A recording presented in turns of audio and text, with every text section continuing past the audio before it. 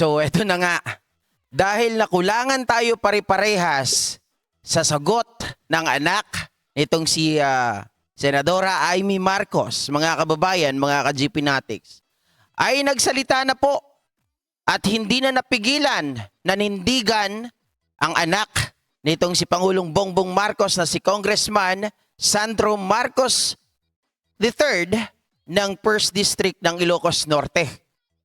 At sa kanyang mga binitawang salita, ito ay salita ng tipong talagang very strong.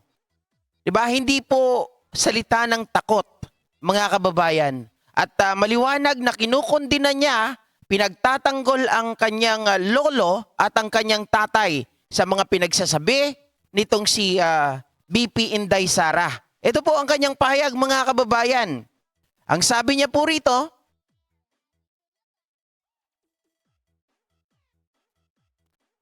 ito, ang pagkakasulat, nakita nyo naman, letterhead, pangalan kaagad ni Congressman Sandro Marcos at may official seal ng House of Representatives. Ibig sabihin, mga kababayan, ito po ay legit. Okay? Legit. Oh. Sabi niya rito, for all the time I have held my tongue out of respect for the Vice President given the mandate she was given and the responsibility which her office holds. Wow, mga kababayan, sabi ni Congressman Sandro, matagal daw niyang pinanghawakan, matagal daw niyang pinigilan ang kanyang dila na magsalita out of respect sa ating Vice Presidente. Kaya lang, mga kababayan, ayan oh, however, as Azan, I cannot silent while she threatens to exhume a former president and behead an incumbent one. Oh, mga kababayan, yan ang sinasabi ko sa inyo kagabi. Oo, kaya natin palampasin ang ibang bagay. Pero bilang isang anak, hindi mo kayang pigilan. Diba? Very normal na ikaw ay mag-react at may sasabihin ka against dun sa mga tao na may sinasabing masama laban sa iyong ama, lalong-lalo na doon sa iyong lolo na patay na. Diba? Sabi niya, as a son, I cannot stay silent while she threatens to exhume a former president and behead an incumbent one. Ibiruin mo ba naman, mga kababayan? Sabihin ba naman, naka-GP Natics pag di kayo tumigil, papahukay ko. Quiapo Lakay. At itatapon ko sa West Philippine Sea. Tapos kay Pangulong Bongbong Marcos naman, tipong puputulin ang ulo. Pero inyo yun, mga kababayan, mga ka-GP Natics. Besides, her bizarre temper tantrum has been condemned by a nation horrified from such a display of insensitivity towards the dead and cruelty to the living. Tama naman talaga. Lahat po, kahit sinong makarinig, kahit sino, tao pa yan. Marami na nga sa atin. Kahit mga DDS, kakampinan natin ngayon. Sabi nga po nung isa na nag-comment sa akin huling-huli mo ang asar ko. Hindi ko na talaga kayang ipagtanggol si BP Sara. Oh. So lipat na siya sa atin. Pero, in-express niya yung sarili niya na nabubwisit talaga siya sa pinagagawa ni Sara dito. Mga kababayan, biruin niyo Sara, na-meltdown ka talaga dito. Sabi ni Congressman Sandro, forget that the objects of her decision or derision, of her derision are dear to me, but I would also be remiss in my responsibility as an Ilocano representative if I didn't voice out my disdain at the abhorrent comments she so carelessly uttered. I can ascertain that my emotions are shared not only by my kakailian in the north, but across the country. Tama. Mga kababayan, ito yung masasabi natin isang anak na may paninindigan. Although maliit itong si Congressman Sandro Marcos, pero ang utak nito hindi kakayanin ng mga Duterte kung Duterte lang ang pag-uusapan. At sabi nga niya, he is not a representative lang ng Ilocano sa norte. Pero siya ay representative ng mga Ilocano across the country. mga kababayan. Kung hindi po siya nag-voice out, yung mga Ilocano ba, wawalang hiyain na lang nila?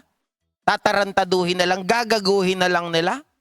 Sabi ko nga sa inyo, pag ikaw tinatarantado na, ginagago na, mananahimik ka pa ba? Hindi mo pwedeng gawin yun kasi yuyurakan ka ng yuyurakan, aapakan ka ng aapakan, ikukontinue nila, sasabihin nila na, wala yan, di naman magsasalita yan, mga takot yan.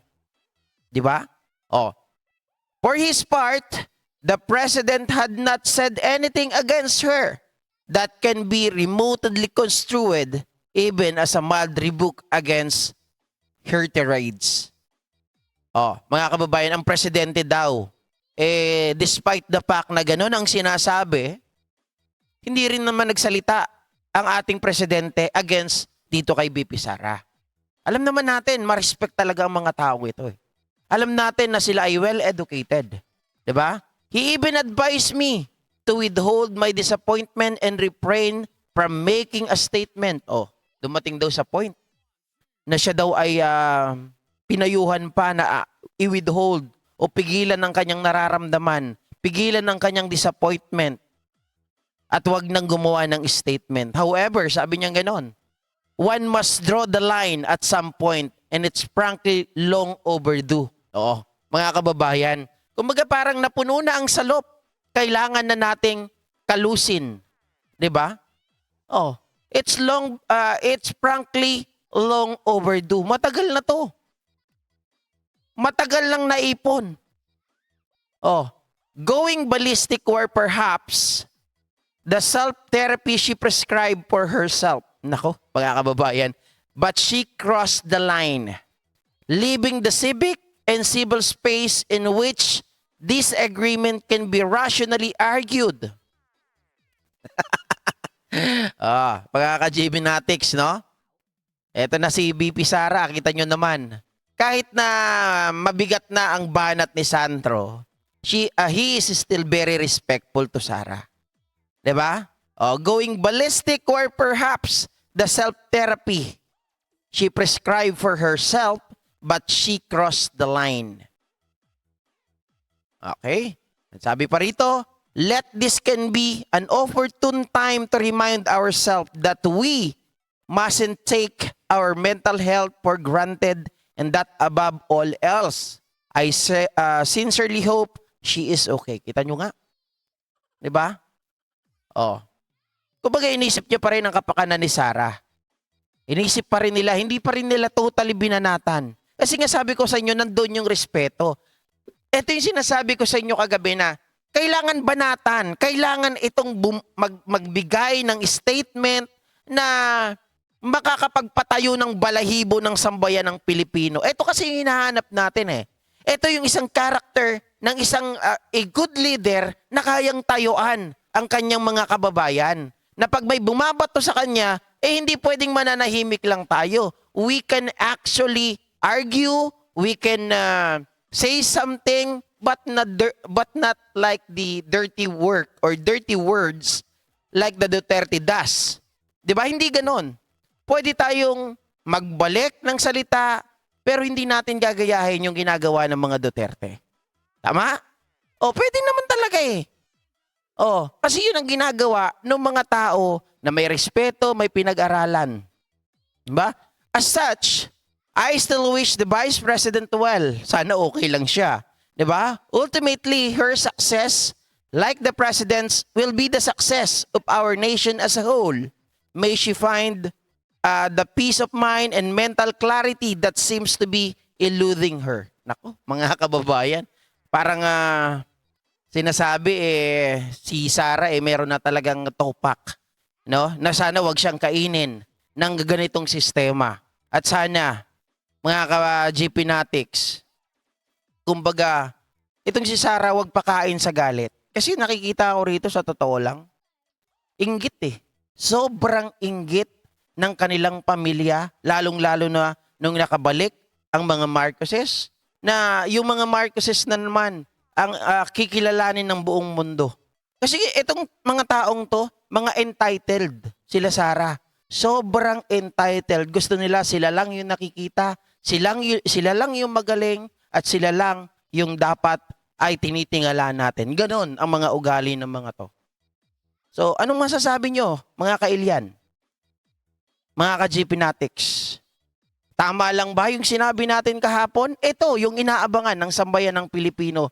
Magsalita ang isa sa pamilya ni Pangulong Bongbong Marcos at hindi kagaya ng binitawang salita ng kanyang pinsang buo na ang binitawan lang ay sila ay totally shock kasi naisama ang pangalan ng kanyang ina na nabanggit. Pero hanggang doon lang. 'Di ba? Ang kanyang ina walang sinasabi tungkol sa kanyang ama. Si Apo Lakay na tinutukoy po natin. So hanggang dyan lamang po mga kababayan, mga ka-GP Natics. If you like this content, please like and share. At syempre sa dulo, sabi ni Congressman Sandro Marcos Aguiamanak,